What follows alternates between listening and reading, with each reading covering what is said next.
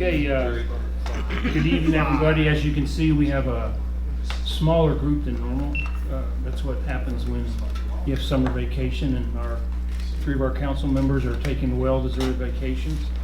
I appreciate the other three to be here so that we can actually have a meeting. So, call this meeting to order, and Mr. Sullivan, can you please come up here and lead us in the invocation?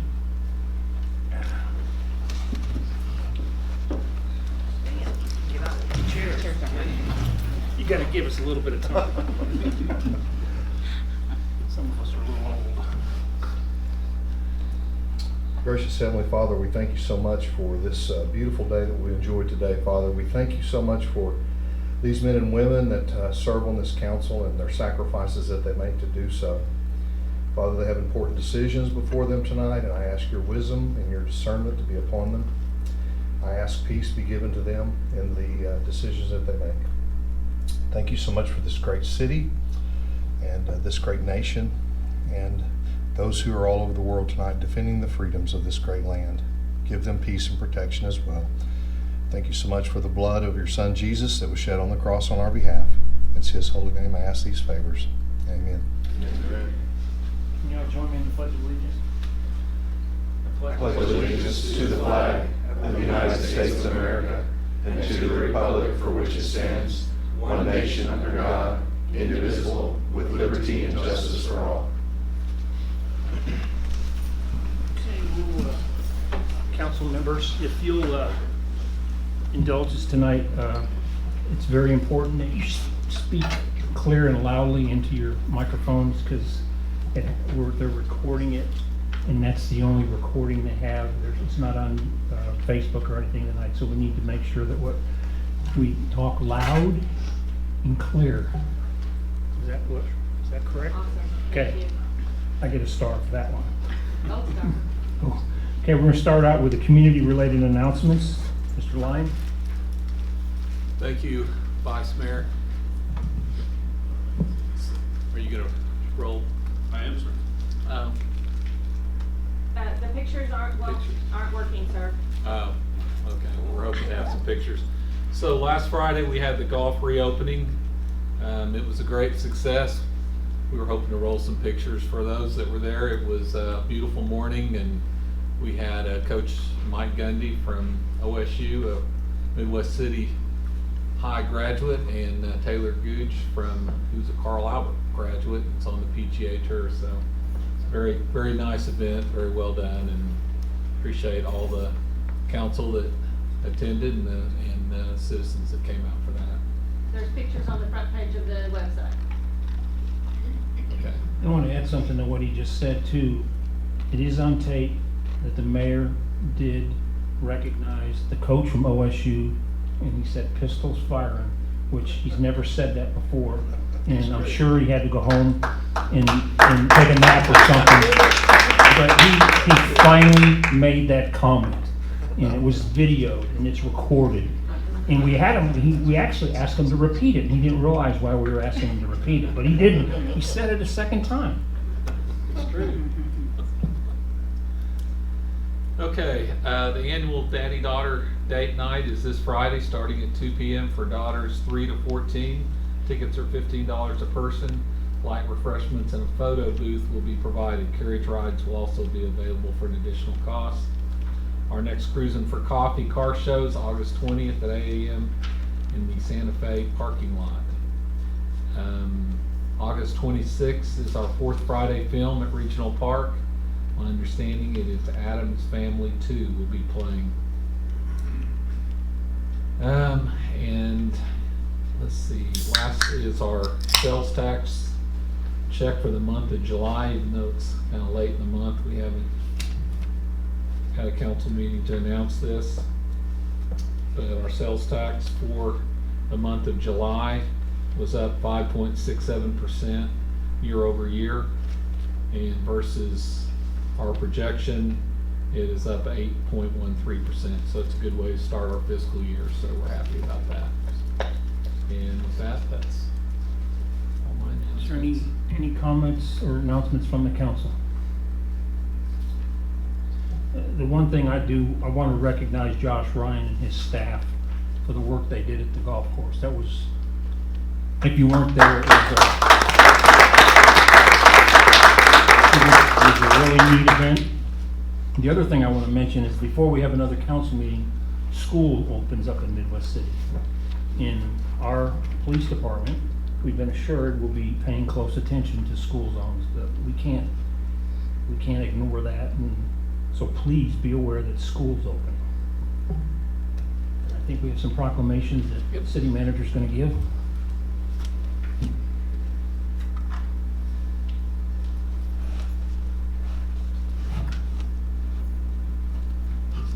Without falling.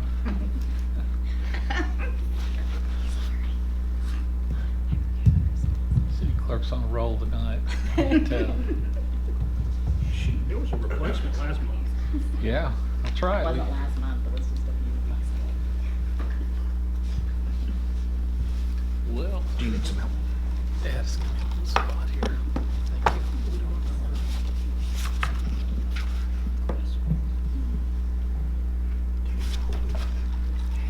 I just gotta figure out which one's which here. Let's start with this one. We have 3 proclamations. Microphone. Yes, ma'am. We have, first proclamation is, this is the Lakes and Reservoirs proclamation. Whereas the Oklahoma landscape is home to more than 200 lakes and reservoirs with more miles of shoreline than the Gulf of Mexico and Atlantic Ocean shoreline combined. And whereas the Oklahoma lakes and reservoirs provide irrigation, energy, recreation, scenic beauty, and habitat for wildlife, so it is crucial to protect them for future generations as they are among Oklahoma's most valuable natural resources. And whereas their beneficial uses play an important role in Oklahoma's history, growth, and financial well-being, particularly Lake Thunderbird, which is the Midwest City's primary source of drinking water. And whereas the Lake Thunderbird Watershed Alliance was established in 2020 to work collaboratively with residents, communities, and our other stakeholders to protect the water quality and the quantity of Lake Thunderbird, which is important. Whereas the Lake Thunderbird Watershed Alliance serves as a clearinghouse for information for Lake Thunderbird, including uses, recreational activities, water quality improvement projects, and associated research and educational materials. And whereas the Lake Thunderbird Watershed Alliance is working in cooperation with a wide variety of partners, including Lake Thunderbird State Park, Thunderbird Sailing Club, City of Midwest City, and other surrounding cities to educate the public about the lake and its watershed. So therefore, I, Matthew Dukes, Mayor of the City of Midwest City, Oklahoma, do hereby proclaim July 2022 as Lakes Appreciation Month. Is there someone here for that? All streets. All streets. Carrie. And Carrie? It's a little shorter than the last one. You didn't have to read quite as much. Thank you. Yeah. Oh, Emily, would you mind taking a pic? Send this off to Absolutely. the COMCD. Mhm.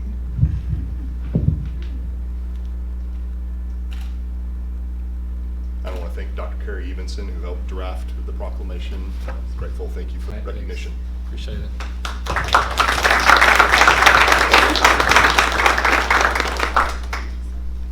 Okay, Maycheck, you wanna come up here?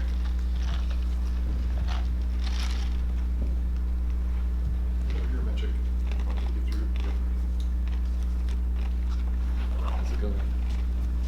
Up here. So we have a proclamation.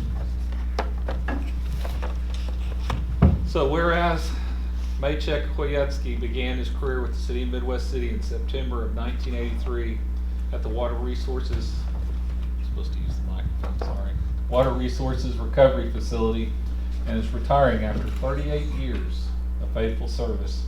And whereas throughout the years, Maycheck has had a huge impact on the success of the facility, being diligent, setting an example of hard, adequate work and harmony among coworkers, treating everyone equally.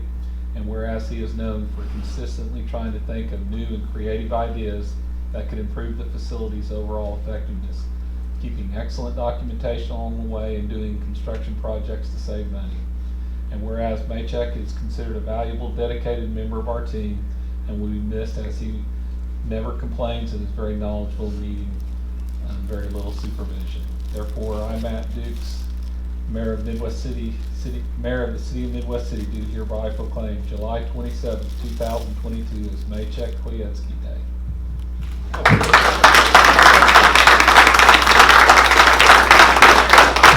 you very much.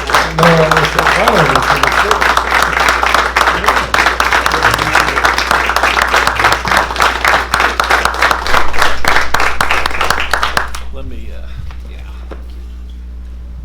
Also, in special recognition of Maycheck Koyetzky for loyal and dedicated service to the citizens of the City of Midwest City, Oklahoma, September 1983 through August of 2022. Congratulations. Thank you very much.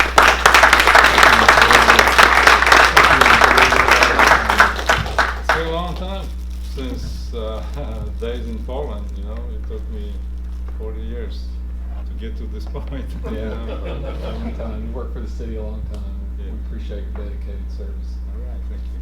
You're welcome. All right. You give me the spot.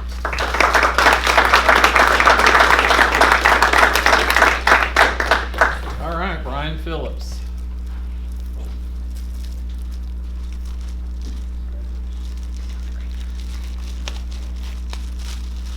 You tonight? Good. Well, proclamation here for you. Whereas Brian Phillips began his career with the City of Midwest City in July of 1994 at the water plant and is retiring after 31 years of faithful service. You don't look that old.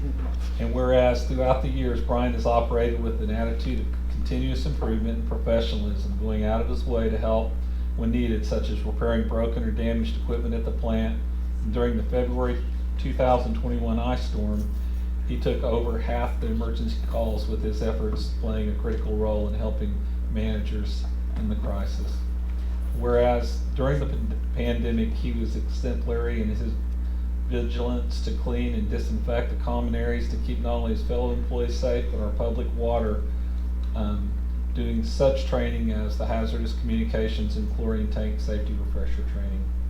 Whereas Brian has been a positive influence at several suggestions and safety habits have become the norm at the plant, and has been noted that his interaction with the citizens of the Midwest City have resulted in fewer problems having to be passed on to others as he problem solves issues with his hard working ethics.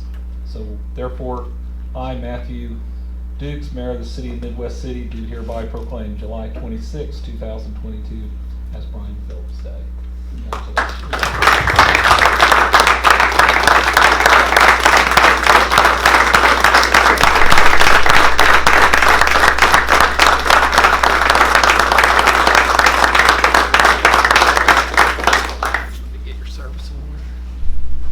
Special recognition of Brian Phillips for loyal and dedicated service to the citizens of the City of Midwest City, Oklahoma, July 16th, 1991 to September 14th, 2023. Thank you. It's been a pleasure to serve. Been a good employee, thank you. I'm gonna miss you. Thank you.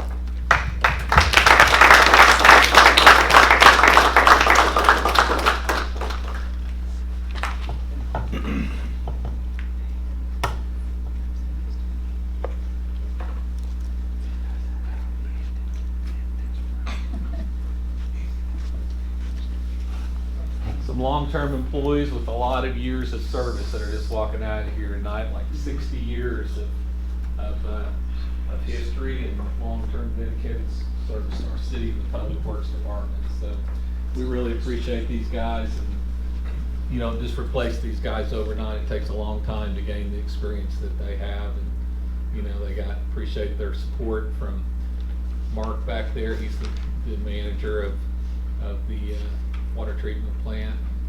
Some of the work supervisors, Pete Singleton, and so anyway, thank you guys for coming and sharing this with these employees. You guys have been a great team together, and we appreciate everyone that's here tonight and these guys' support. So with that, Mayor, I'll turn it back. Vice Mayor, turn it back to you. Move on to consent agenda.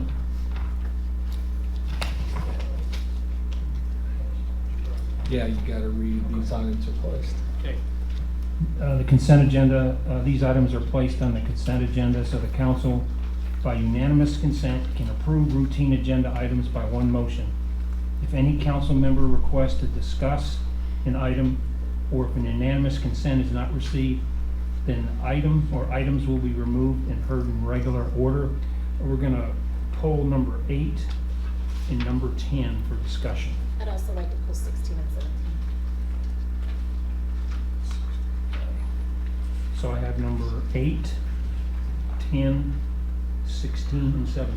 Is that correct? Okay. Entertain a motion for consent agenda with the exception of those 4 items. So moved. Second. Okay. All in favor? Aye. Opposed? Abstentions? Motion passes. We'll move on to discussion number 8. Okay, item 8, discussion, consideration, including any possible amendment, awarding the bid of entering into a property lease agreement for turnkey concession operations at Kiwanis Park with Tasty Snow in the amount of $850 a month from March to October. Mr. Sullivan. Yes, Honorable Mayor and Council, this is these are the 2 concession stands that we have. We have two contracts before you tonight, one at Kiwanis and one at Regional Park. I don't know, this must be Kiwanis, right? Yes. Because Regional is on the Municipal Authority. Yeah. Okay. And we put this out for bid about every 5 years, and it was time to bid this contract, so we put together bid specification. I appreciate Sarah and Dawn for all their help in getting these documents ready to go and getting them out for in the bid packets. They were a tremendous help this time. So, any questions? Thank you so much. I think that actually answered my question. I saw those items on the 2 different agendas, and I thought we were talking about the same contract, and one of them said $850, the other said $1,000, so I wanted to make sure there wasn't an error in the amount, but to clarify. Great catch. Just so all of you understand, these leases are a land lease, and they are with the owner of the property. Regional Park, the land is owned by the Municipal Authority. Kiwanis Park, the land is owned by the city. So we have to have you wear those 2 different hats and approve these contracts under 2 different items. Thank you. So I had a question on this Yes, one ma'am. also. So I was looking at the parking session bid tab. And so I didn't understand from the memo one way or another, but it looks like there's a list of vendors there with a list of no bids for all of them except for Tasty Snow. So is Tasty Snow the only business that bid on That's both of correct. these Yes, type of ma'am. thing? Okay. But we had interest in them, or why are the other vendors named? There's multiple reasons. They have either been asked to be on our vendor list, they have bid in the past, they are currently under contract. One of them in particular is our concessionaire at the pool. One of them is our concessionaire at the ballparks. So there's a variety of reasons why they might be on that list. Okay, so we sent the request for proposals out basically to them, but they didn't bid on That's correct. either. Yes, ma'am. Okay, thank you. Anything else on item number 8? Move to approve? Second.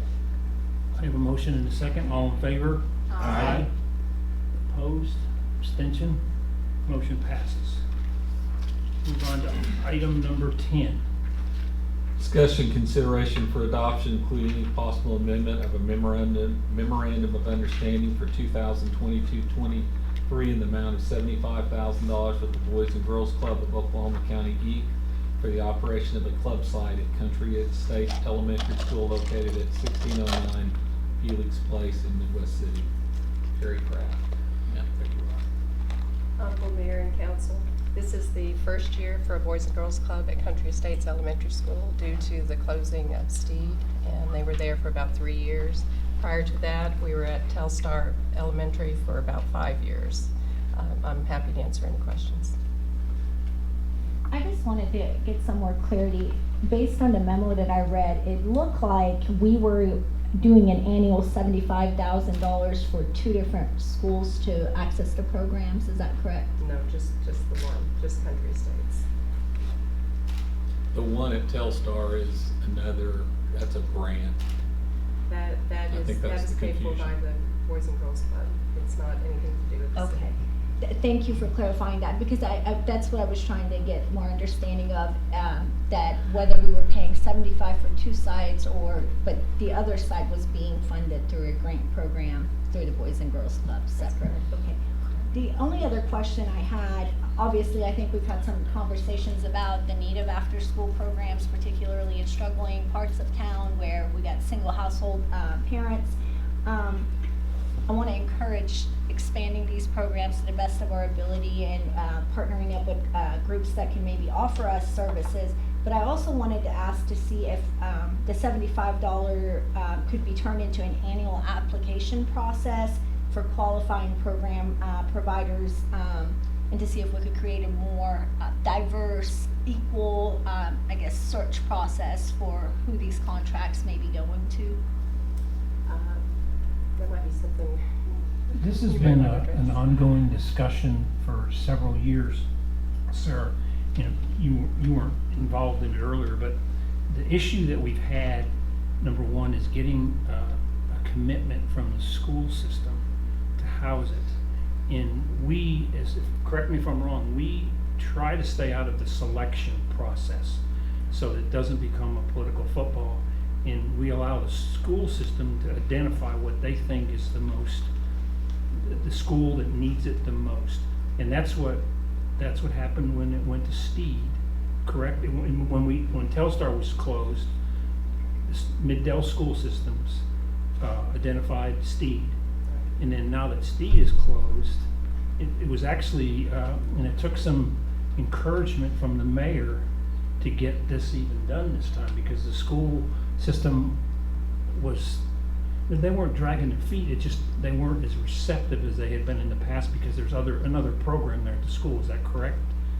Latchkey kind of competes with the Boys and Girls Club a little bit too. But I think more than anything, it was the size of the school. They couldn't move into a larger school like Soldier Creek or the new Midwest City Elementary because of the size of the school. If they wanted to keep the same program with the same funding, they had to be in a smaller school. And the other issue, if I remember what was discussed, it was the transportation issue too, of getting them home at the end of, when the program is over at the end of the day. There's an issue with how do we get these kids home? And the effort is being made to get them kind of like a neighborhood, so doesn't have to have necessarily bus transit. Is that correct? That's correct. That's another issue that we have. So it's not that they haven't tried, it's just that logistically, it's been a challenge at times to do it. Can I, just to follow up on that, so would it be correct to say that it is the school board and the individual schools that choose between, for example, service providers, latchkey versus boys and girls, and we as a city, to achieve the best for our children, are basically funding a portion of that cost? Would that be more accurate? Because we don't choose who provides the services. Well, Latchkey is a for-profit entity, so they charge for their services, whereas Boys and Girls Club, I think it's a nominal $10 membership fee for the entire year. So that's the largest difference right there. So. But just back to that question, it is the school boards and the individual schools that, for example, if there were more program providers, and I think we've discussed one before, would they need to go to the particular school or the school board to say, hey, we have these programs that we can offer for this cost, or do they need to put in an application? It's a cooperative effort. We have to make sure that the school would entertain a program like that, and of course it's a city function to fund the $75,000 that we've been doing for the past almost 10 years. So I think it's a joint thing. Thank you. And I have a question on this one too. Sarah and I are on the same train of thought, but we've talked about this also, but I just am questioning. I understand everything that you're saying, Terry, but I think that we need more locations with this program to be available type of thing. And I recognize all of the limitations, but I mean, I think it would behoove us to maybe have a conversation in planning for the future and to see if we have the ability to gain any additional funds to have at least an additional 1 to 2 sites type of thing. And if that is a roundtable that we have with the Boys and Girls Club folks, obviously this MOU is between the city and the Boys and Girls Club of Oklahoma County, coupled with the district. I mean, I know Terry's gonna leave me to answer the question, so I'll do it. This is a little bit of a in-between question, and I'll probably have Dawn do some research regarding how far we can go into funding school activities with our dollars. Because this money is coming from sales tax. This is coming right out of our general fund. It is not being funded from CDBG or anywhere else. Any chance we get to use CDBG money to do girls and boys clubs, we do. I mean, Terry has helped on the Telstar, Crutcho. I mean, she has been engaged in trying to make sure we get multiple schools, but as far as and I appreciate that question. The MOU is listed as being with Boys and Girls Club of Oklahoma County, Inc. So it's a corporate entity, as opposed to we're actually providing funding for school purposes type of thing. I mean, so that's I appreciate the question. I'm just saying, Yeah. like, as I'm reading the MOU, it's not like the district may be a third-party beneficiary to that in that sense, or they may be a third-party participant in that they provide the location for it, but we're providing the funding in concert with the services being provided by Boys and Girls Club of Oklahoma County, Inc. So, I don't know, I just ask that we have a conversation about it and see if there's anything that we can do, and obviously, Dawn's answer might terminate the need to have a meeting about it if we're far. it's been a question I've had since I've been city manager, and this was done well before my time. And that it is certainly a conversation that we probably need to have. So, I do just want to thank you, because anything that we're doing to provide educational and after-school programs, that's what we need to invest in. And I think our hope is to see more of that with the understanding of the scope of government. And thank you so much for everything you do in the grants department to make things like this possible, as well as what the city's willing to do as far as investing our tax dollars towards education. Any other questions? Entertain a motion. Move to approve. Second. Okay. Have a motion and a second. All in favor? Aye. Opposed? Abstentions? Motion passes. Item number 16, correct, Susan? yes, please. 16. Discussion, consideration, adoption, including any possible amendment of renewing the utility bill production agreement with Data Pros LLC contract with modifications for fiscal year 22-23. Ms. Hancock. So I'm just gonna ask the question that I have ultimately. So, it's 2022 and we're paying a lot of expense to have utility statements printed and then in turn to mail them.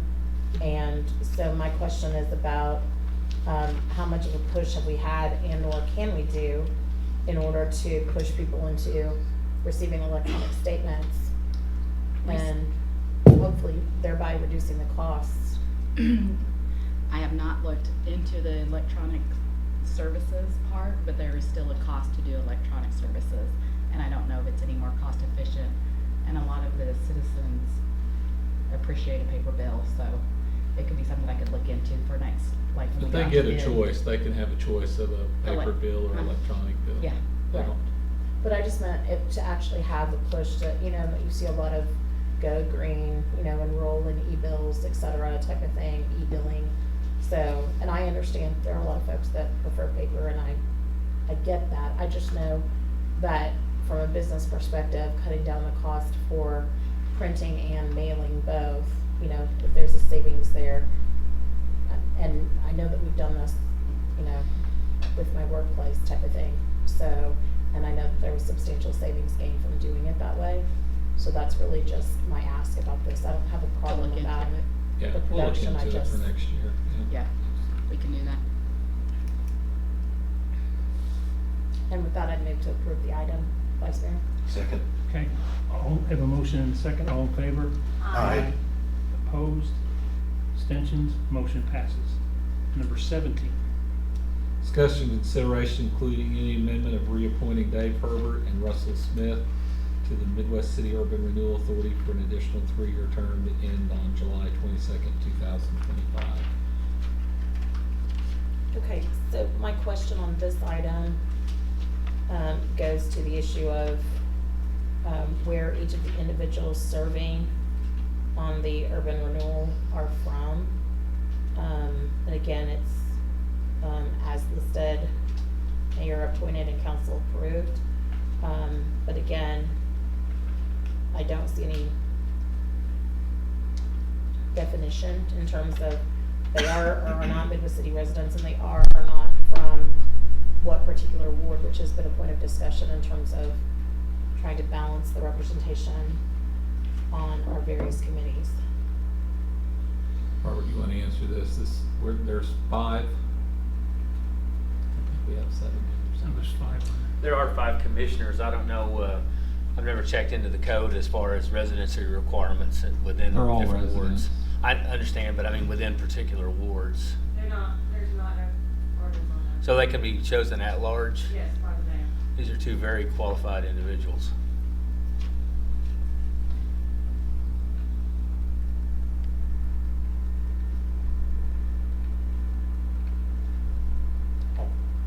It's just my question. My question is where they were from type of thing.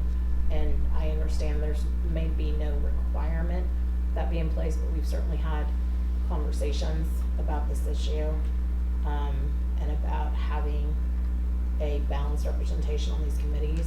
So that was my ask. So, I mean, Robert, you're here, Urban Renewal is your project, you're happy with these folks. Absolutely. And, you know, you believe they're all from Midwest City, so if that's your desire to move forward, then so be it. That was my question. They're fairly well scattered too. I don't know where Sherry lives, but I know where at least a couple of them. There's 7. I think Senator Herb's from the 4. I think Ms. Beard's from 6. I'm not sure about Planning Commission Chairman Smith. 6. Jack Fry's 6. Jack Fry 6 too. So I think I'm well represented. Sorry, I Susan. think Wade Moore is 6 also. Yeah, You had to point that out. right.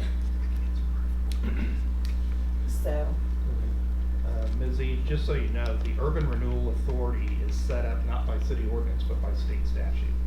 And so it is under Title 11, Section 3807, and it says, when an urban renewal authority is authorized, which has been done, to transact business, the mayor, subject to the approval of the municipal governing body, shall appoint a board of commissioners consisting of 5 members.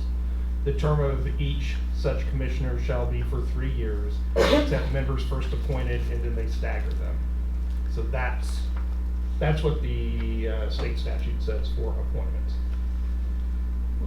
And to follow up on what Ms. E just said, she's right.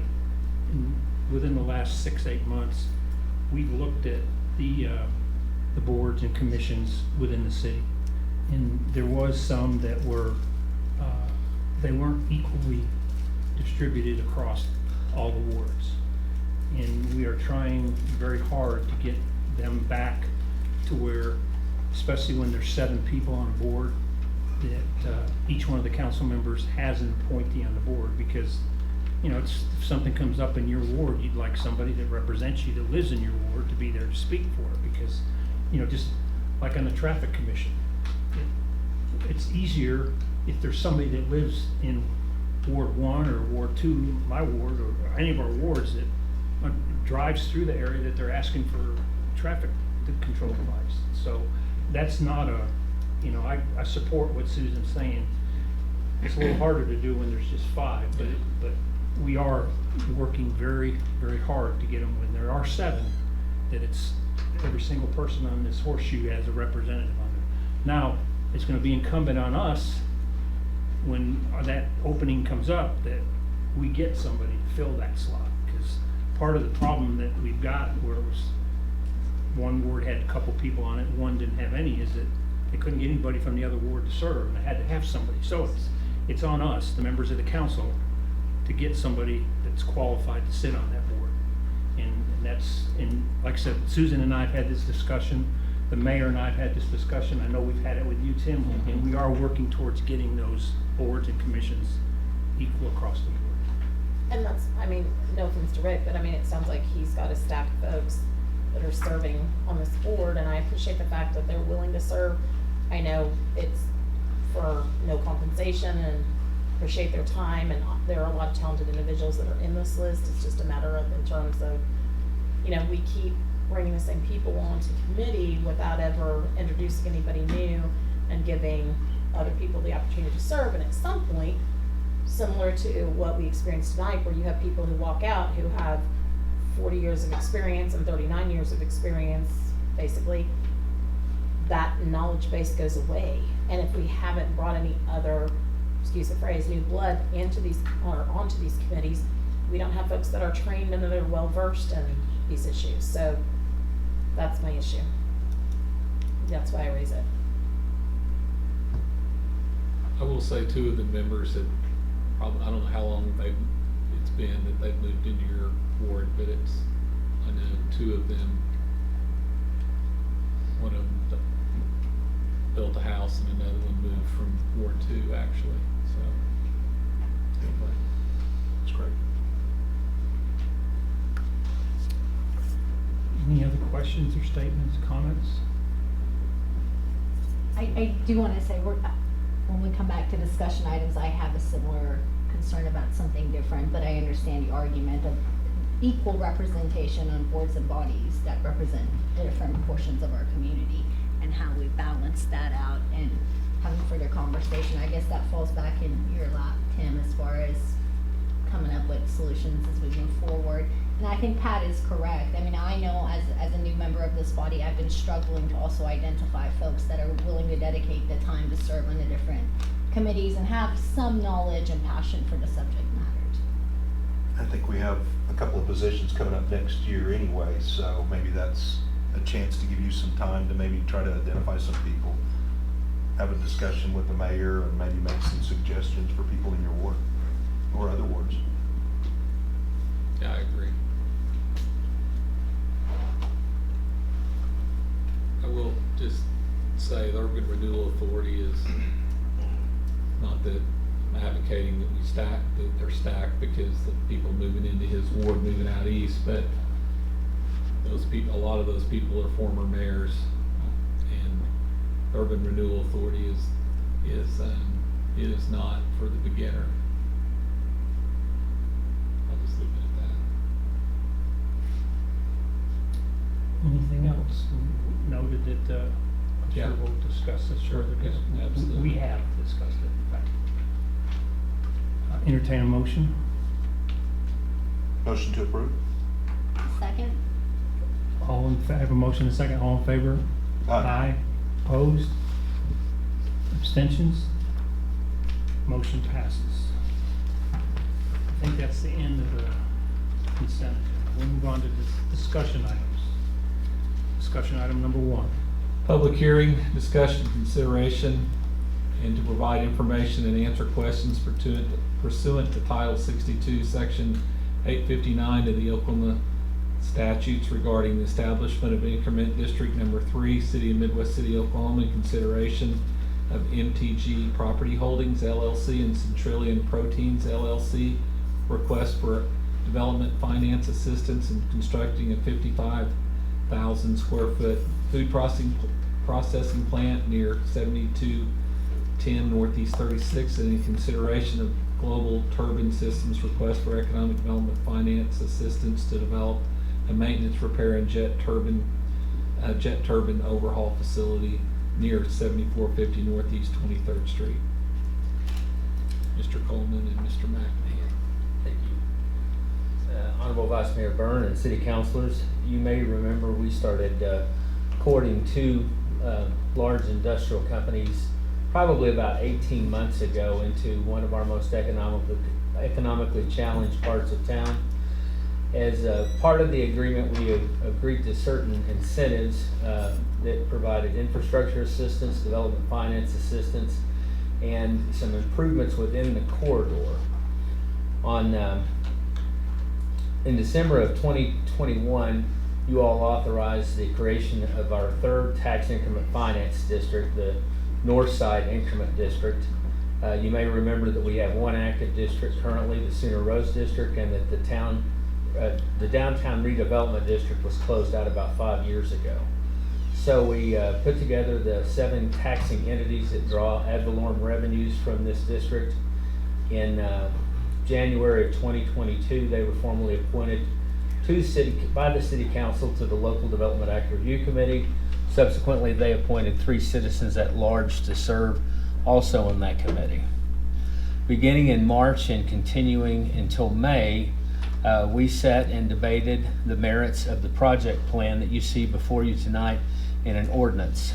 Now, this is the first public hearing. There's not going to be any action taken by City Council tonight. There will be hopefully in August. This is also the first of, I think, 3 documents left for your approval before we get the Centralium's protein project off the ground. We've got the TIF ordinance, and also there's a development agreement in the Economic Development Authority agenda tonight, and then 2 months from now you'll probably be getting your first look at the zoning ordinance that will allow those. We've got our counselor, Dan McMahon, to give you the basics on the TIF district, explain a little bit on how it works and everything, and he'll be back for the August 23rd meeting, I believe it is, where we will formally consider the ordinance. Mr. McMahon? Robert, can you explain how that committee is set up so that everybody understands? Sure. Who sits on it, Uh-huh. what the position is, and how the at-large ones are selected? Yeah, it's all established in the Local Development Act and in state statutes, and every entity that collects ad valorem tax within the affected district gets to appoint 1 representative, and then you all have to confirm those appointments, and then the body itself takes a list of 7 that are suggested by the chairman, and they appoint 3 of those to serve as the citizens at large on the committee for the duration of the review. And the taxing entities are county treasurer, or Butch Freeman? Oklahoma County, in this case Crutchhill Public Schools, Rose State College, Metro Tech, Oklahoma City County Health Department, Metropolitan Library System, and Rose State College. Health Department too. Yeah, Oklahoma City County Health Department. And they all have representatives And the Oklahoma City Public Schools, I don't know if I described that or not. that are there. And then through the city, they come up with a list of, I think there was 7 people on that list. Yes, sir. And how are they recruited? We just put a notice out. We were looking for people on the Local Development Act Review Committee. I actually spoke about the subject at a chamber meeting, and we had I don't know how the ward representation was, but we had 3 good appointees. And they're the ones that form the committee, and then we go through the process. And Dan puts on the presentation. And he'll tell you exactly what they had to approve as part of the process, I hope. Okay. And so, Robert, just real quick, Sure. Are those 3 citizens of Midwest City, or can they be from anywhere in the county? They have to be from whoever's sponsoring the district, which was us. If we didn't have a retail component to this district, if we had had a retail component to the district, then we would have been doubly challenged, because not only would they had to have been a resident, but they also would have had to have a business here. And we did have that occur on the Sooner Rose district, and it was difficult to find somebody that was willing to serve that met that criteria. And the 3 citizens were, Wade Moore, Hiawatha Bolden, and Jason Constable. and it was a member of the planning commission on the board too, right? Planning Commission Chairman Correct. Russell Smith is a required appointment as well. It's a pretty diverse group. So to follow up on that, there were 7 at-large members and we only have 3 of them. That's the way the statute reads. The chairman has to come up with a list of 7. From that list of 7, the committee has to appoint 3 of their choosing. And what we did on that was that Robert put together a biography on each one of them, and then people on the board are given the biography. In the city, I was the chairman of it, so I did not recommend anybody. But the people that were on the committee, they made the recommendations, and then there was a second, and then we voted on, as a group, we voted on accepting those 3 people. And that's how that process works. And we did try to get a diverse group of people throughout the community. You know, Jason Constable is involved with the chamber. He's very active in the city. Wade Moore, same thing. Hiawatha Bolton, since this was gonna be an avionics kind of deal, we had a retired Air Force guy. I mean, that was, let's get somebody that knows a little bit about airplanes on this thing. I mean, that's how his name, I think, was put on it, but he was very capable. The 3 at-large members, I think Dan would agree, had some of the best questions during the hearings, really. Can I just ask a question, and it may already be clear enough in law. This was as I was kind of coming into the council, and I really want to please express our gratitude and appreciation to the Action Review Committee, because they've done some diligent work, and the product that I've seen on paper is going to change the way that the north side of Midwest City feels, operates. I'm ecstatic about the opportunity, employment, all of that. But this was the issue that I said I have a similar issue, and one of the things that I wrote down as I was reading this is it possible to appoint an additional member to the Local Development Act Review Committee? Because I wanted it to be a person from Ward 5 who is of the community. Now, it sounds pretty clear in law that this person couldn't technically be a voting member, but would it be possible to have a community liaison that serves to just provide historical context about the context of the community, the neighborhood, the hopes and wishes, and maybe reports back? I would love to get updates, and I know Pat was kind enough to invite me in the initial meeting, and it was very educational, and the people on that review board are committed, dedicated residents of this community. But I just think it would be awesome if we could just get somebody from Ward 5, because it impacts a lot of the Northeast 23rd all the way to 36th Street. And I thought that insight would be valuable to the board as well as to the community. The state statutes are pretty clear on the appointments. The Local Development Act Review Committee, although the name remains the same, the actual composition of that committee will change, because Midwest City has multiple taxing districts within its boundaries. So, for instance, on the Sooner Rose Local Development Act Review Committee, we didn't have representatives from Crutcho, we didn't have a representative from Metro Tech. It was a different composition, so it will change according to where the TIF district is being set up. It has to be taxing entities from within that district. And they'll meet for one issue, and unless something comes up in that district that requires an amendment to the plan, and I may not be calling the change correctly, but an alteration to the plan, then they won't meet again. Hopefully the district goes well and it's dissolved after all the debt's satisfied, and they won't meet again. If there's a requirement for a change, then we go back to the same people, hopefully, and bring them back in, or we ask the taxing entities to appoint someone differently. In the past, this is the second one I've done, and we try very hard to not force anybody on that list. the group.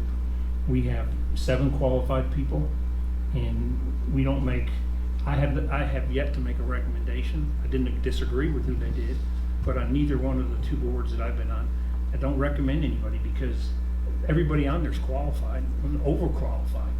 And I hate to say he's better than him or she's better than her. So I kind of stay out of it because, you know, Robert does a good job of putting together their biographies, and they just go off that. And most of the people, you know, they know each other. They will have known each other because the people that we picked, just like Stacy Willard, you know, he was on it. He's Shane Willard. He's a realtor. He knows everybody, and they know him. So I mean, these people aren't strangers when they walk in the room. So they know each other, and they can look at the people that they're voting on. They pretty much know what the quality of people on the paper. I'm sorry, I made a mistake. I said Wade Moore was on it. It was not. It was Shane Willard. It was Shane Willard, yeah. I don't know how we recruit for boards, committees, and commissions. I mean, sometimes you just have an active solicitation. Somebody wants to be on a committee, they choose what committee they want to be on, and they file it with the city clerk. I'm not sure how we're doing that, but we did try to reach out in Ward 5 and try to find members for this committee that were qualified residents, etc. Couldn't get anybody. There was a transition period in there to remember it, so that's And I think, Mr. Coleman, I know how dedicated you've been to both of these projects. So again, thank you. And you telling us that the board will not be meeting again unless there is amendments. And I read a little bit about the language of, you know, what is a minor amendment versus something that requires them to meet again. So I think at this point it's behind us. Again, please express our appreciation and gratitude to the committee review board. I did have 2 more follow-up questions, well 3. One, if you would once again elaborate for those in the public that's participating tonight in regards to the hopes we have for the employment opportunities that this will bring, as well as I know we're doing infrastructure work both to the waste and the water out there. And I may have made the assumption, but I'll ask you to elaborate, is that once those infrastructure systems go up, residential community and future business could also potentially tap into those updated services. Would that be correct? If you allow me the pleasure of speaking on this on the development agreement and the Economic Development Authority agenda, I'll tell you more then. Sounds good. Thank you. I'm working on Dan's time now. about an hour. He charges about an hour. He charges about an hour. And thank you. Ladies and gentlemen, good evening. My name is Dan McMahon. It's my privilege tonight to provide information to the public on behalf of the City of Midwest City regarding a proposal to establish a tax increment district within the boundaries of the city. This public hearing is being held pursuant to Section 859 of the Oklahoma Local Development Act, found in Title 62 of the Oklahoma Statutes. On August 23rd, 2022, this City Council will be considering the adoption of an ordinance which would formally establish Increment District Number 3, City of Midwest City, Oklahoma, and also approve the terms and conditions of a project plan relating to several important economic development projects within the city. Prior to the adoption of such an ordinance, Oklahoma law requires that the city hold 2 public hearings relating to this matter. This is the first of these 2 public hearings.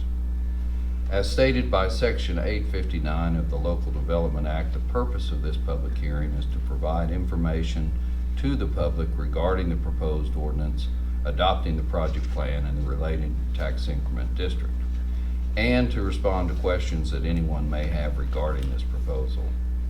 The purpose of the second public hearing will be to receive comments from the public regarding the ordinance and the proposed tax increment district.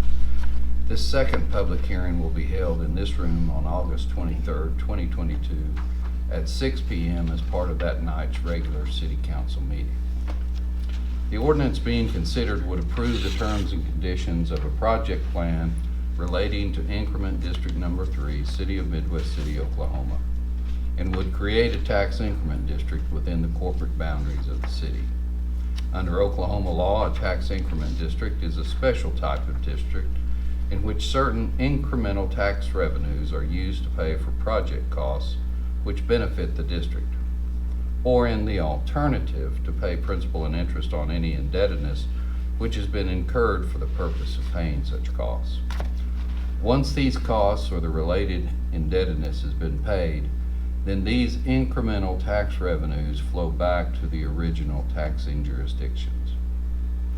The district being proposed by the city would be officially known as Increment District Number 3, City of Midwest City, Oklahoma, but may be referred to tonight as the North Side Improvement District. The North Side Improvement District is comprised of a tract of land located immediately south and adjacent to Northeast 23rd Street between North Air Depot Boulevard and North Post Road. The district also extends north of Northeast 23rd Street, roughly along the city's municipal boundary line to a point just north of Northeast 36th Street. From there, the district follows a line 1/2 mile east of North Air Depot Boulevard back to Northeast 23rd Street. Under the terms of the project plan relating to the district, the Midwest City Economic Development Authority would be authorized to provide development assistance to 3 private companies. The first company, Global Turbine Services, Inc., intends to construct and operate a total of 325,000 square foot advanced jet engine maintenance and testing center to be constructed in 3 phases. Under the terms of the project plan, Global Turbine Services would receive development financing assistance in the amount of $1,500,000 to defray the costs of site development in connection with this new facility. In return, the company intends to create and maintain 200 full-time equivalent jobs during any 12-month period beginning October 1, 2024 and ending January 1, 2030. The second and third companies, Centrillium Proteins LLC and MTG Property LLC, intend to construct and operate a 55,000 square foot advanced meat processing center, and in connection therewith to create no less than 90 full-time equivalent jobs. The development of assistance for this project will be in the form of the construction of a railway spur which will serve the Centrillium facility. Other projects include utility improvements for the Centrillium facility as well as off-site public improvements such as traffic signalization and transportation improvements for the Global Turbine Services facility. In addition to these projects, the City of Midwest City is proposing a set of improvements along Northeast 23rd Street. These improvements are designed to foster the economic revitalization of Northeast 23rd Street and also to promote traffic and pedestrian safety along Northeast 23rd Street. Under the ordinance being considered by the council, all incremental or new ad valorem tax revenues will be separated from the existing ad valorem tax revenues generated within the district and thereafter used to pay project costs incurred in connection with these projects. To the extent that the city or the authority elects to pay these costs from other funds of either entity, the project plan allows for these costs to be reimbursed to the city or the authority from future increment revenues. The proposed district would have a maximum date of 12 years from the ordinance's effective date. After 12 years, the district will terminate whether or not all project costs have been recouped through incremental taxes, unless the term of the district is extended by action of a future city council. However, the district may terminate earlier than that date under 2 circumstances. First, if all project costs described in the project plan are paid or reimbursed prior to the 12-year anniversary of the district, then the district will automatically terminate. Second, if the citizens of the city vote to terminate the district prior to its scheduled termination date as the result of a vote held pursuant to the initiative and referendum powers set forth in the Oklahoma Constitution, then this district may terminate sooner than the 12-year anniversary date provided for in the project plan. The project plan would authorize the Midwest City Economic Development Authority to issue a special type of revenue bond or note known as a tax apportionment bond or note. However, the city does not expect that this type of financing will be used in connection with this district. There are several potential positive impacts which may result from the approval of the ordinance and the adoption of the project plan. First, the development financing assistance will induce the three companies to invest approximately $80 million in the North Side Improvement District.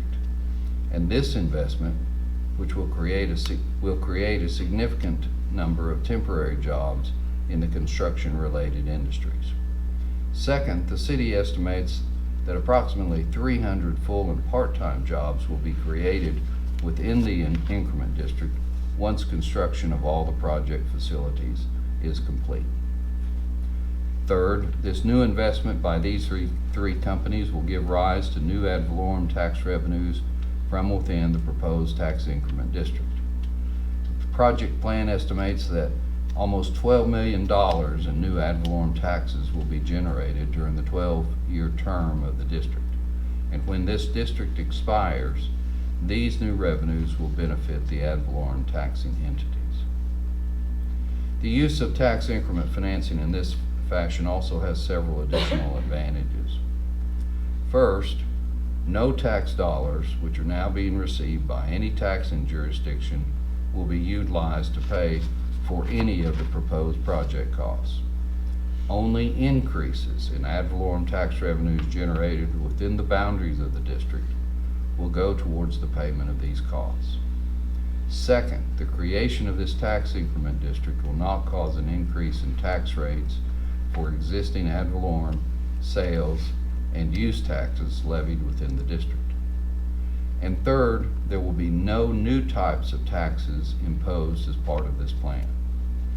In short, the only tax revenues which will be impacted by this ordinance and the related project plan are those tax revenues that result from the new private investment occurring within the proposed tax increment district. However, the use of tax increment financing does have one potentially negative impact.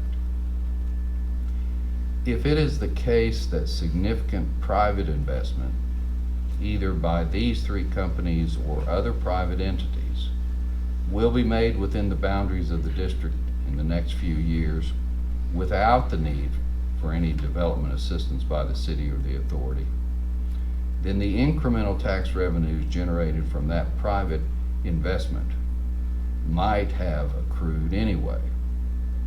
If that were the case, then the use of a tax increment district would result in the ad valorem tax entities foregoing much needed tax revenues unnecessarily. Of course, the project has been evaluated by the Midwest City Local Development Review Committee as is required by the Local Development Act. When this issue was discussed with the members of the review committee, the committee unanimously concluded that the proposed private investments would not have occurred without the development assistance contained in the project plan, and therefore there would be no significant adverse financial impact for the ad valorem taxing entities. In addition, the city's review committee also recommended the adoption of the project plan and the establishment of increment district number 3. And I should mention that the City Planning Commission also reviewed the project plan and found it to be consistent with the objectives and intent of the comprehensive plan of the City of Midwest City and recommended that the project plan be approved by this council. At this time, Mr. Mayor, I'd be happy to try and answer any questions that anyone may have regarding the proposed tax increment district. And I think you explained it quite well, but the one thing that's critical is that everybody, not just the people on this council, but citizens understand the taxes right now that are coming in, they'll still come in and they'll still be dispersed as per state law. We're only collecting the additional taxes that are a result of this development. So it's not like we're taking the money we're not taking anything from people that are already receiving it. And that's an important thing that sometimes people get hung up on, but we're, correct me if I'm wrong, and I think you stated that. We're not doing that, correct? That's correct. We're only apportioning new incremental ad valorem tax revenues that are generated above the existing assessment base for this area. So that the county assessor and the county treasurer here at Oklahoma County have seen this in numerous tax increment districts throughout the county. And they're very, very skilled. They know what they're doing, and they know that they don't, once they set that base assessment, they know that the revenues coming in under that base assessment go to the existing taxing entities. It's only the revenues that come in above that base assessment. For a maximum of 12 years. In this case, for a maximum of 12 years. But let me point out, this city council cannot bind a future city council. So if a future city council wanted to go additional 2, 3, whatever years, they could, up to 25 years, which is the statutory limit. But our projections show that this district will pay off in 12 years. Is there any questions from the council? Okay, this is the public hearing. So is there anybody in the audience that would like to ask any questions of Mr. McMahon or Robert Coleman on any questions related to this item? I would kind of wonder about the sound level. Can you come up to the mic, please? And state your name and your address. I'm Glenn Pontius. My address is 3304 Idlewild. I think it's District 4. If you would, sir, step up to the Thank you. 99% of the time, I hear Tinker Field roaring their jet airplanes as they're repairing them. That's to my south. Now, we're gonna have a jet repair turbine side on the north side, 23rd. Is the sound level gonna be the same, and my house gonna rumble all night long? Mr. Coleman? That's just really the. There are question I some, would have. there has been some discussion on the noise consideration. There is a sign like maybe a quarter mile off of Air Depot to the east that has a noise level, I can't think, citation notice, you know. I think it says it's supposed to be a silent area or something like that after 10 p.m.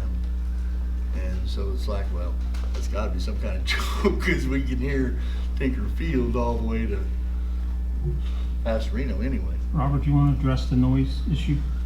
Well, first of all, I'd like to say the test cells at Tinker, at least 2 of them are very old, maybe over 60 years old, so they don't have the technology that can be incorporated into a modern jet test cell facility. If you all will recall, when we were putting together the development agreement with Global Turbine Services, $500,000, $500,000 of the development finance assistance is related specifically to the test cell facility. We have a noise ordinance in effect, and I believe, Chief, it's 70 decibels, 70 or 72. Global Turbine Services will be operational from about 7:30 in the morning till about 5:30 in the evening, is what we've been told. And they specifically have to meet the noise ordinance. We offer the additional funds if they could beat the noise ordinance and be well below that 70 decibel threshold. So that's the goal, for them to get the additional funding for the jet test cell. There's also, you may have recalled when you approved the zoning amendment to the planned unit development that governs the Soldier Creek Industrial Park, there was language in that amendment concerning noise.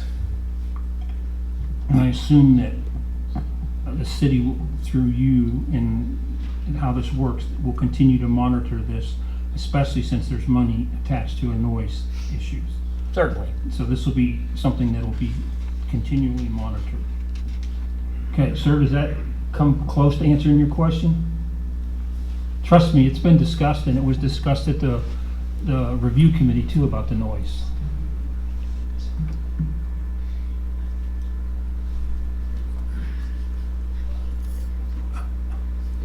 Just take a hand. Are there any other questions? Okay, this is just there's no action needed on this tonight, correct, Mr. City Manager? That's correct. This is just a discussion. It's public hearing, Provide information and answer questions is all we're allowed under the statute to do. and within the next council meeting, this will come up again, and we as a council will vote.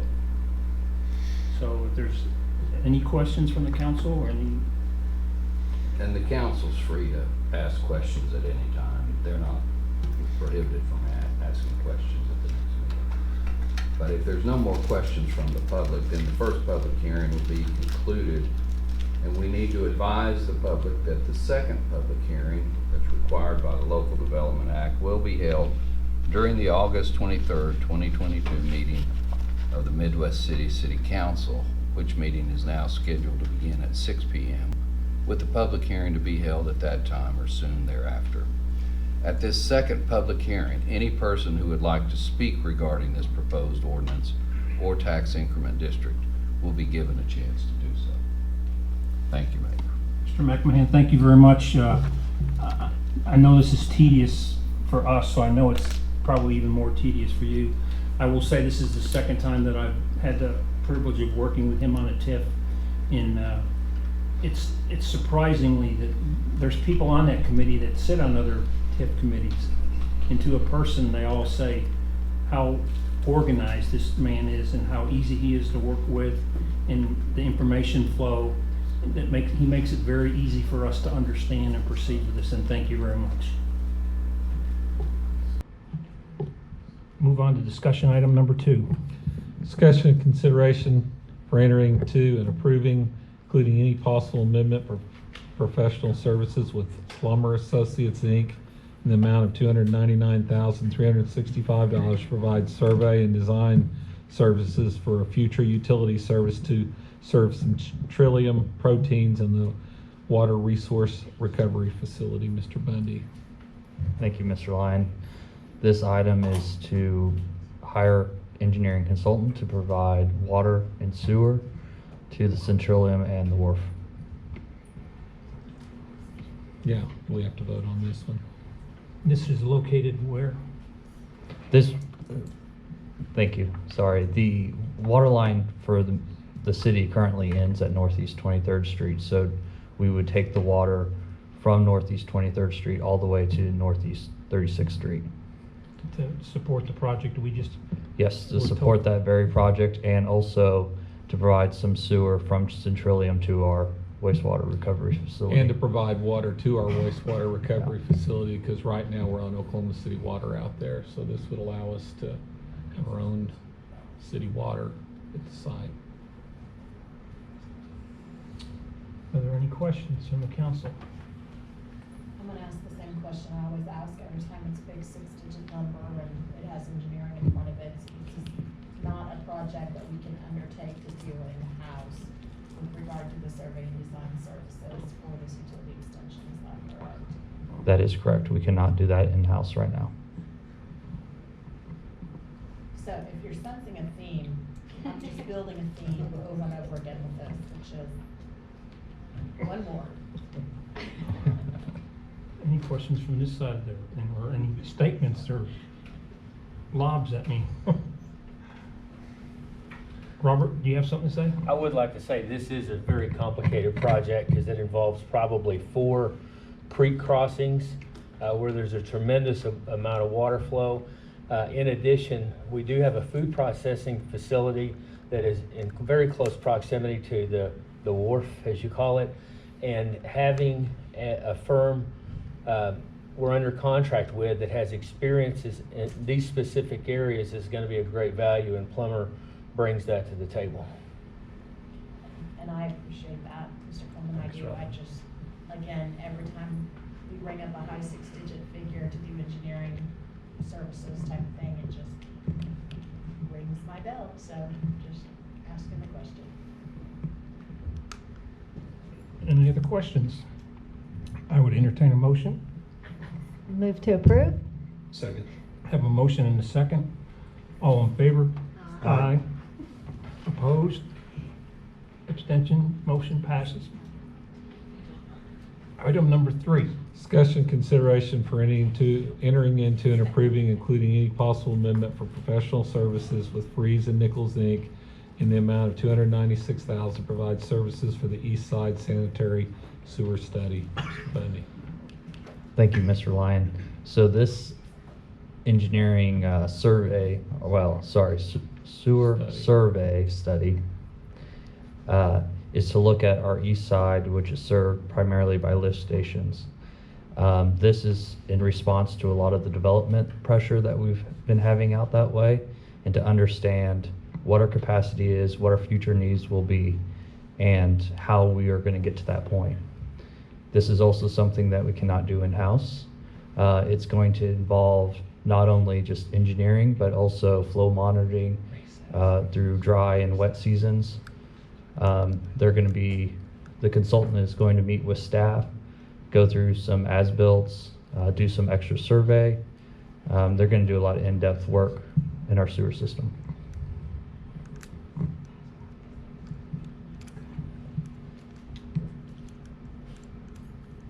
I see Mr. Street standing up. Did he have something to add to this? Only if there are questions. Yes.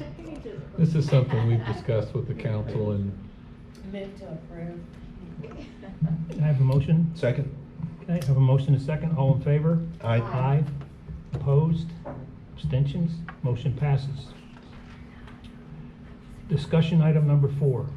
public hearing, presentation, discussion of proposed amendments to Chapter 14, Elections, Section 14-1's wards created, boundaries of the city ordinances for the city of Midwest City that create and define the ward boundaries for the 6 wards in Midwest City.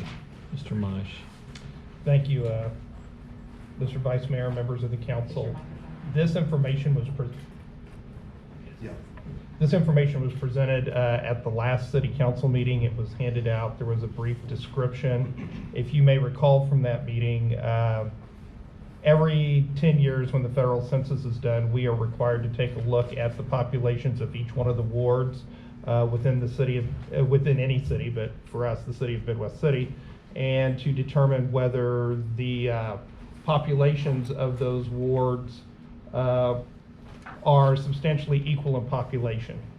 That term has been defined in state statute as meaning there cannot be more than a 10% differentiation between the largest ward and the smallest ward. To undertake this project, the city manager asked our GIS staff to examine these issues and to determine whether our populations are currently within those parameters or outside those parameters. We found that our populations are in fact outside those parameters. The differentiation between the largest and smallest ward is about 13% at the present time, which requires us then to change those ward boundaries to bring them within that 10% requirement as stated in state statute. To undertake that, the city manager again asked our GIS staff to take a look at that and to see if boundaries can be drawn to bring us within those parameters. The second item that the city manager requested of the GIS staff was to try to make our boundaries as standard as possible, looking at section lines, things like that. The GIS staff then put together a proposal looking at that, which was presented to the city council at the last city council meeting. Since that time, under state statute, we're required to provide 30 days notice to these proposed changes. That publication occurred in the Midwest City Beacon on July 20th of this year. This meeting here today, no action is to be taken. It is but a public hearing to answer any questions that any members of the city council may have or members of the public may have. The final determination will be done at the August 23rd city council meeting, which will then meet that 30-day notice requirement. What we have published in this is and what has been provided to the public and has been provided to you is a current outlay of what the wards look like, a map of the proposed changes to those wards boundaries. As required by state statute, there is a resolution to adopt that has been drafted and is available, as well as the amendments to the city ordinance that would change what the boundaries would be.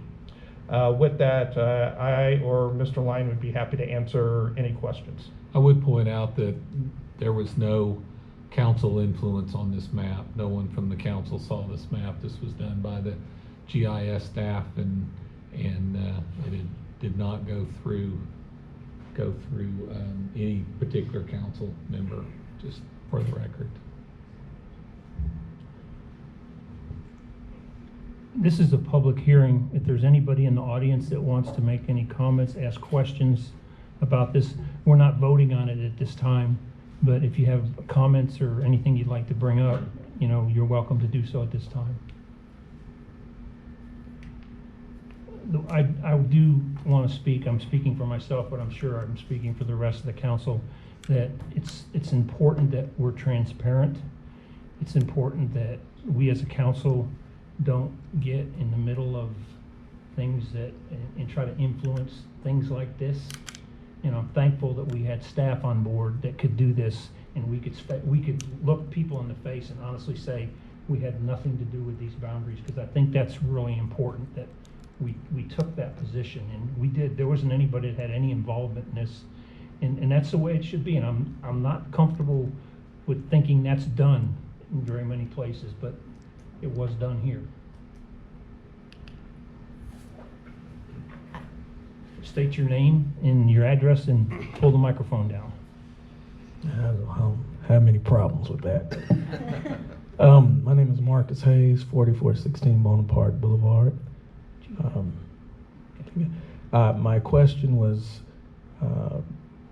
the study or the presentation about the wards. Would this be an increase of the number of wards or a splitting of existing awards? There'll be, set by city ordinance, we're allowed to have 6 wards, plus obviously someone who's voted generally, who is the mayor. That does not change whatsoever. The boundaries for the wards will change somewhat, but the number of wards themselves do not change. In addition to that, each one of the current members of the city council will remain in the same ward that they are currently in. Nobody is being moved outside of their ward. So each one of the current sitting city council members will remain in their current ward. And to answer your question directly, there's no splitting of any wards, there's no additional wards. The number of wards remain the same. Okay.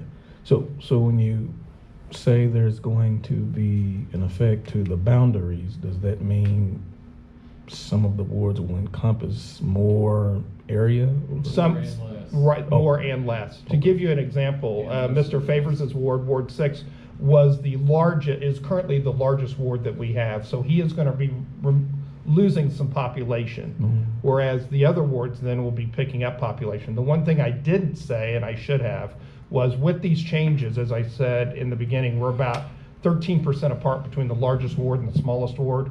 With these changes now, between the largest ward and the smallest ward will be between 7 and 8% will be the differentiation. So we're now within that 10% with these changes, so that we will meet state statutory requirements. Okay, thank you. Like in Ward 5, I think you're in Ward 5, aren't you, Marcus? Yes. Have you seen a map, Marcus?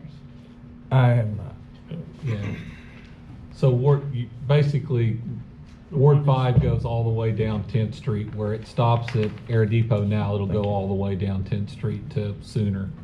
Oh, So okay. it'll pick up that area. One thing I think that we need to think about right now, and I'm looking at Susan, because she brought it up earlier, is we need to think about what we're going to do on if we have people that are currently on committees or commissions, we need to figure out how we're gonna deal with that. And I don't, personally, and I haven't looked to know, but I don't think I would feel comfortable removing anybody that wasn't in my ward.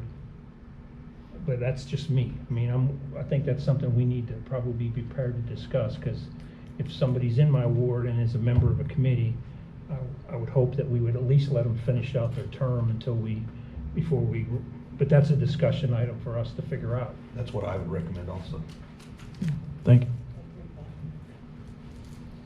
Any other questions? You can take that, yeah. Oh, and I will tell everyone that information that Marcus has, including all the information that I stated, is available on the city's website. There's, in fact, when you go on the first page, there's a banner up the top that says 2022 Ward. If you click on that, that'll lead you into all that information. If you don't have the ability to look at that online, in the city clerk's office, all these documents are available for anybody who wants to come in and take a look at them as well. There's no other comments, there's no action. We'll hear it again for a vote at the August meeting. And we'll move into the executive session. So we need to Do you want to do a recess and not read the executive? let me read it first and then we'll recess. Discussion, consideration of one entering into executive session is allowed under Title 25, Section 307B4 to discuss confidential communications between a public body and its attorney concerning a pending investigation, claim, or action if the public body, with the advice of its attorney, determines that disclosure will seriously impair the ability of the public body to process the claim or conduct a pending investigation, litigation, or proceeding in the public interest, and two, authorizing the city manager to take action as appropriate based on discussion. What I'd like to do is ask for a motion to recess the city council, and we'll come back to the next items after we have the executive session, but we will recess and go into the municipal authority agenda right now. So if I'd have a motion to recess the council meeting? So moved. Second. Okay. Second. Okay, I have a motion and a second. All in favor? Aye. Aye. Opposed? Abstention? Motion passes. We now move to the municipal authority agenda. Did I do that right? Okay. New. Go move to the consent agenda. These items are placed on the consent agenda so the trustees, by unanimous consent, can approve routine agenda items by one motion. If any trustee requests to discuss an item, or if unanimous consent is not received, then the item or items will be removed and heard in regular order. Move to approve. Second. Okay, I have a motion and a second. All in favor? Aye. Aye. Opposed? Abstention? Okay, motion passes. New business or public discussion? Is there anybody here to talk to us about the municipal authority agenda? Okay, we'll adjourn from that and move on to the municipal hospital authority agenda and the consent agenda. For the consent agenda for the municipal hospital authority, these items are placed on the consent agenda so the trustees, by unanimous consent, can approve routine items by one motion. If any trustee requests to discuss an item or items, if the unanimous consent is not received, then the items or items will be removed and heard in regular order. Move to approve. A motion? Second. A motion and a second. All in favor? Aye. Aye. Opposed? Abstention? Motion passes. We have the new business for the municipal memorial. We have one discussion item, but we need no action. Okay, there you go. Okay, new business public discussion. Is there anybody here that wishes to talk to Memorial Hospital Authority? Seeing none, adjourn from that, and we will move into the consent agenda. Consent agenda of the Economic Development Commission agenda. These items are placed on the consent agenda so the commissioners, by unanimous consent, can approve routine agenda items by one motion. If any commissioner requests to discuss an item or unanimous consent is not received, then the items or items will be removed and heard in regular order. And I ask that item number 3 be pulled from the consent agenda. Move to approve the remainder of the items on the consent agenda. Have a motion? Second. Second. All in favor? Aye. Aye. Opposed? Abstentions? Motion passes. Item number 3. Review the Midwest City Chamber of Commerce quarterly activity report for the period ending June 30th, 2022. No action is necessary. Item is presented for informational discussion purposes. Marcy. Good evening. I like your new digs. It's a little more intimate. I won't bore you with all of this. You all can read, and it's lengthy, and there's been a lot happening. But I did want to call your attention to a few of the items on here. And one of them was brought to us by, of course, our wonderful partners at SSM Health. And that is their Beautify Midwest City effort in the spring. And so I'd like to hopefully put that on everyone's radar so that in the spring, and that's something I could work with Josh on, but that in the spring we all come together to be part of Keep Oklahoma Beautiful's Great American Cleanup. That's offered March 1 through May 31st. And what interested SSM Midwest City was that there's free trash bags, free vests, as you go out and pick up trash, gloves, all those things are available. In the past I've worked with Girl Scout troops, Boy Scout troops, just families that want to go out and pick up trash in very visible areas. So I would like to hope that possibly this far in advance we can all get together throughout the city with our partners at SSM, and I love what they tagged, Beautify Midwest City. So that's just something I'm hoping. Also, I connected Rose State College with Keep Oklahoma Beautiful, so because there's always students looking for volunteer programs. So I'm hoping maybe we can kind of get on board with that next year, because those resources are available to communities and entities that want to ask for it. I thought the Women's Leadership Retreat was a big success. I'm really proud of Middle Technology Center. Just because the Chamber was having Sassy Luncheon, it doesn't mean we can't combine with others to still have a good leadership retreat. So I just think that's tremendous, and I wish them much success, and we certainly look forward to being a partner for as long as they want to do that. I think you can't put enough time into leadership training. So, and then I want to say a big thank you to the Reed Center for upgrading their Wi-Fi capabilities for Tinker and the Primes, because we're going to an app, not a printed program. And so that required some extra Wi-Fi, and we were happy to support that financially. So that will be huge. And who knows, maybe in the future we'll upgrade the Wi-Fi at the Reed Center to be able to do that for more people. So also enjoyed the SkyTrain movie. I think several of you were there. We did purchase a DVD of that to show at Tinker and the Primes in the room where people want to take a break, or during networking breaks they can go in there and watch it. So I wanted to tell you that really enjoyed the opera at the Hudeberg Chevrolet Center. I've seen their schedule, many more activities coming. I'm very excited because that brings people from out of town into Midwest City. And I keep preaching that, and I hope people realize how easy it is to come this direction. Free parking, safe parking, I'd much prefer that than the Civic Center downtown. So, yes, I did say that on the record, but it's true. So I hope they'll enjoy coming out here for more things. So, and I just wanted to, again, give you good news on Tinker and the Primes. As of noon today, we're up to 375 paid and 948 attendees. Our max, as we know, is 1,200, so we know, and we're going to come pretty close to that. We're going to come really close to that. But it's all looking great, coming together. Thank you so much to Ryan and Public Works and everyone for working on the outside appeal of the Reed Center. And they're just our attendees are going to have a great time. It's a very different mindset to look at a place through the eyes of the visitor, because this may be the only place that some of those conference attendees see in Midwest City. They go between that and the hotel, and we hope they get out in the community, but they may not. So we want them to have a good feeling, and we know the staff will take care of them.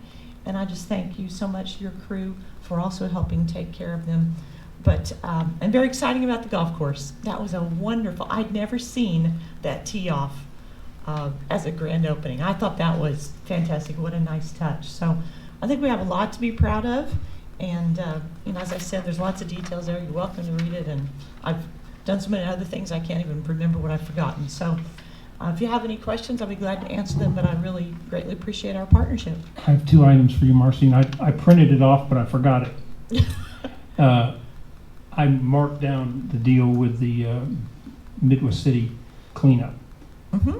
We get beat up really, really, really bad, Mr. City Manager. and the code enforcement gets run over in the spring, early summer.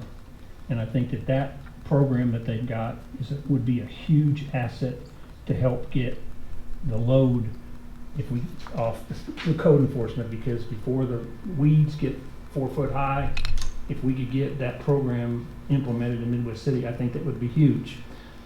Second thing, I don't want to seem sexist, and I know they won't toot their horn, but you had a program on there about women in aerospace. Yes, sir. We have 3 women on the city council right now, and I think they'd probably like to be involved in that. Well, that is a reception that we'd love to have you attend, and we will work with Jill to make sure everyone gets invitations to that, as well as the VIP reception on Tuesday evening. That, yes, it's the first time to do the Women in Aeronautics reception, and that is a market that's being very much pushed right now, partly tied to the STEM and getting engineers and that sort of thing going. And we have 2 of the 3 highest ranking females at Tinker that will be there speaking.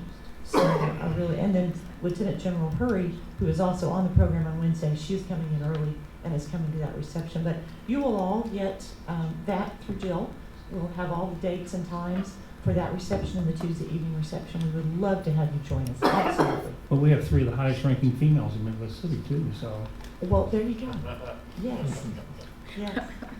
So the other issue that I wanted to raise with the beautification project that you were mentioning is, you mentioned reaching out to Rose State, also the high schools, because, and the middle schools, because all of the kids who are National Honor Society have community service hours also, so. You're absolutely right. That'd be Yes. great. Yes. Well, and keep up on Beautiful there again. They provide all of that. Bags, gloves, just, the vests are good, especially if you're picking up trash on a busy road. Yeah, and if you're dealing with little kids. They have a very interactive website. I got on there today and looked at it after I saw your memo, because that's cleanup's been a big issue that we've had. Well, you'll enjoy reading through that website. Now, we won't go into it tonight, but there are things like fresh paint days where they give paint away. So there's a lot of opportunities there. Thank you so much. Thank you. Thank you. Okay, with that being said, new business public discussion. Does anyone have anything for the Economic Development Commission agenda? If not, we'll adjourn and move into the Special Economic Development Authority agenda. And we have a consent agenda. These items are placed on the consent agenda, so the trustees by unanimous consent can approve routine agenda items by one motion. If any trustee requests to discuss an item, or if it's unanimous consent is not received, the item will be removed and heard in regular order. Move to approve. Second. The motion and the second. All in favor? Aye. Opposed? Abstention? Motion passes. We have the discussion item, one item. Discussion, consideration, possible action to amend and/or approve a resolution of the Midwest City Economic Development Authority approving that certain economic development assistance agreement by and between the Midwest City Economic Development Authority, Centrillium Proteins LLC, and MTG Property Holdings LLC, the Development Assistance Agreement, authorizing and directing the execution and delivery of the Development Assistance Agreement and containing other provisions relating thereto. Mr. Coleman. We've talked about this deal for some time, and you may remember we agreed to sell 24 acres to MTG Property Holdings back on the meeting in May, I believe it was. This is the Economic Development Assistance Agreement portion of our deal with Centrillium, and I don't think anything that's contained herein is a surprise because we've been talking about it for a while, but I wanted to go over some of the finer points of the agreement and then answer any questions in case you had some. The Development Finance Agreement requires MTG and/or Centrillium to do the following: start construction on the facility within 100 days at closing, to meet code and building of a facility of at least 55,000 thousand square feet, and to have a CO in hand within 2 years of commencing construction. Make information available detailing sales and use tax collections on the construction for the facility during that time that it's under construction. Follow all applicable laws in the construction and operation of the facility for the duration of the agreement. Hire at least 90 employees at those minimum average annualized wage levels as required by the Oklahoma Quality Jobs Program.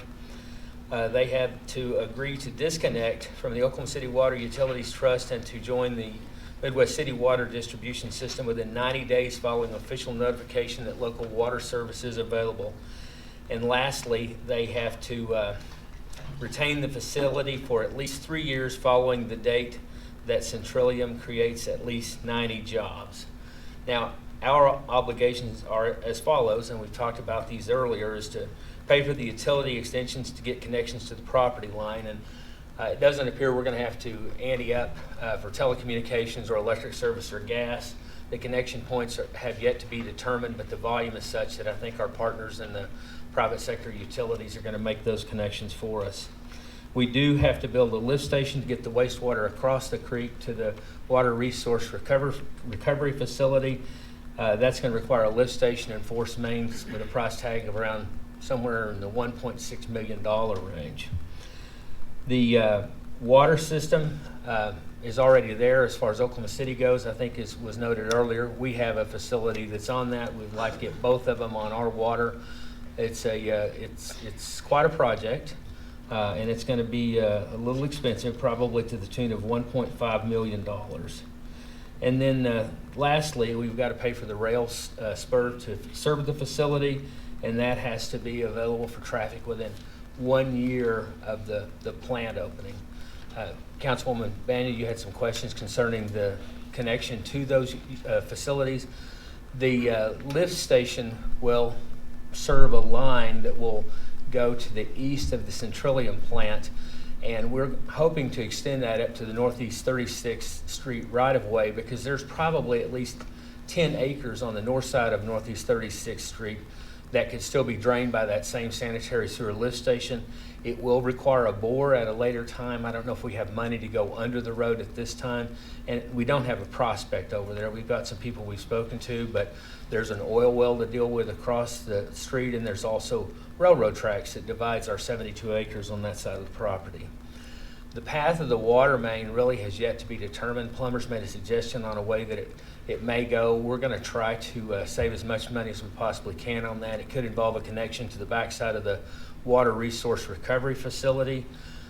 There's going to be very limited ability to serve many customers beyond this plant and the water resource recovery facility. Maybe we get a line over in front of 36th Street. That has yet to be determined. Our two primary goals are to get those two addresses online and where we can save money, and Centrillium's concerned about the price of out-of-city limit water as well. So, does anyone have any questions concerning the agreement or our plans? Entertain a motion. Move to approve. Second. Okay, have a motion and a second. All in favor? Aye. Opposed? Abstentions? None? Okay, we have a public discussion. Guess we don't. Okay. Is there anybody here from the public that wants to address any items with the Special Economic Development Authority agenda? If not, we're going to adjourn from that, and we're going to move back into the Oklahoma City, Midwest City Council consent or executive session, correct? Yes. Okay, you read it? Yeah, we've read it. Okay. So now move to adjourn to executive session. Okay. Have a motion? Second. Second. All in favor? Aye. Opposed? Abstentions? Okay, ladies and gentlemen, we're moving into an executive session, and we're gonna come back, but it'll be a while. But we'll have to clear the courtroom. Chief Porter, clear the courtroom. Yes, go.